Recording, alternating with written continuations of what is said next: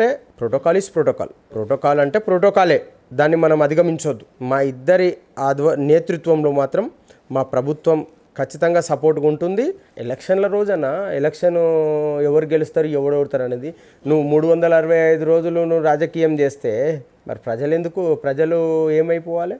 నాకు అది మాత్రం లేదన్నా. రేపటి నాడు ఏదన్నా మంచి అవుతుంది అన్నా కానీ కూడా నాకు ప్రోటోకాల్ లేకున్నా నాకు ఏ ఇబ్బంది ఉన్నా కానీ కూడా నేను అక్బరుద్దీన్ వద్దు, ఇది ప్రజలకు న్యాయం అవుతుందంటే మాత్రం నాకు ప్రజలు కావాలన్నా. కేంద్రంలో బీజేపీ పరిపాలన ఏ విధంగా అంటే ఏం చెప్తారు? ఇక వాళ్ళు చెప్పుకోనికే 8 మంది ఎంపీలు ఏదో పేరుకు పెద్దగా గెలిచిండ్రు, 2 కేంద్ర మంత్రులు ఉన్నారు.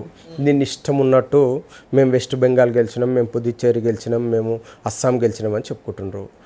అప్పుడు పుదుచ్చేరిలో డీలిమిటేషన్లో యునైటెడ్ మనది కేంద్రపాలిత ప్రాంతం, ఆ కేంద్రపాలిత ప్రాంతాన్ని మీరు డీలిమిటేషన్ చేసుకొని డీలిమిటేషన్లో మా క్యాండిడేట్లు గెలవాలి, మా హిందూ బెల్ట్ ఎక్కువ ఉండాలని డీలిమిటేషన్ చేసుకొని ఈరోజు మీరు పుదుచ్చేరిలో గవర్నమెంట్ ఫామ్ చేయలేదా? బండి సంజయ్ గారు, కిషన్ రెడ్డి గారు చెప్పాలి. అస్సాంలో అక్కడ ఉన్న కాంగ్రెస్ కార్యకర్తలని ఇంటికి పరిమితం చేసి ఎలక్షన్ చేసి లేదా చెప్పాలి. భయాందోళనకు గురి చేస్తారు, అబాండాలు వేస్తారు. సిఐడి, ఈడీ ఈ కేసులన్నీ ఎవరు పెడతారన్న?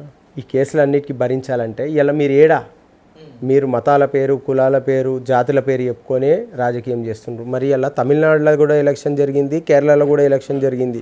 మీకు ఎందుకు డిపాజిట్లు రాలేవు అని చెప్పి నేను అడుగుతున్నా. మీరు ఎందుకు అక్కడ ప్రచారానికి పోలేరు అని చెప్తున్నా. అంటే అక్కడ ప్రజలు బీజేపీకి లేరనే కదా, సపోర్ట్ లేదనే కదా మీరు పోలేదు. అంటే ఇది వివక్షణ కాదా?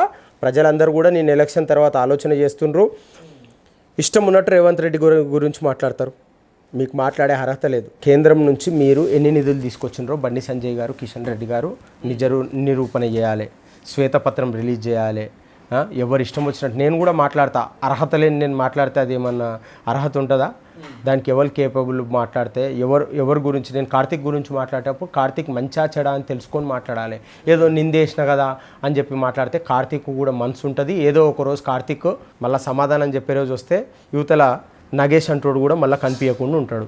అట్లాంటి నిందలు ఈరోజు మా రేవంత్ రెడ్డి గారు మా ప్రభుత్వం మోస్తుంది. అయినా సరే ప్రజలు మమ్మల్ని ఆదరించిండ్రు. రాబోయే రోజులలో మేము ప్రజలలో ఉంటాము అన్న.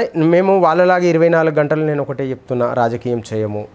మాకు ప్రభుత్వం, ప్రజలు ఎన్నుకున్న ప్రభుత్వం వచ్చింది, ప్రజలకు న్యాయం చేస్తాము. తెలంగాణ రాష్ట్రం గురించి మాట్లాడితే 8 మంది ఎమ్మెల్యేలు, 8 మంది ఎంపీలు. తెలంగాణ రాష్ట్రానికి కేంద్రం నుంచి ఏం తెచ్చిండ్రో శ్వేతపత్రం రిలీజ్ చేసిన తర్వాత బీజేపీ నాయకుల గురించి నేను మాట్లాడతా.